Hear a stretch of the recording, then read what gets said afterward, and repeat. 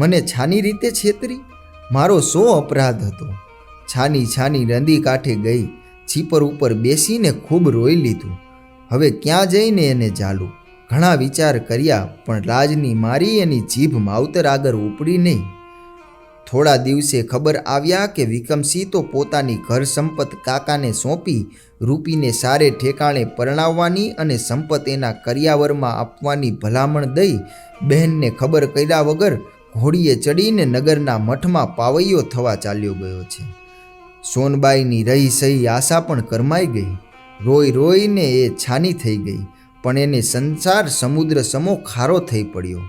એની આંખ સામેથી એક ઘડી પણ આયરનું મોં અડગું થતું નથી.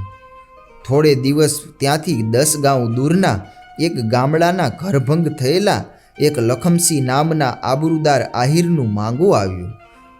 બાપે દીકરીના દુઃખનો અંત આવ્યો સમજી માંગું કબૂલ કર્યું. માએ દીકરીને પહેરાવી ઓઢાડી સાબદે કરી.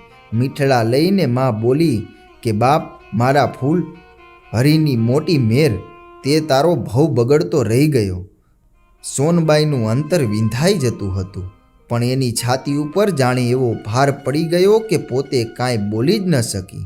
નવા ધણીની સાથે નવે ઘેર ચાલી.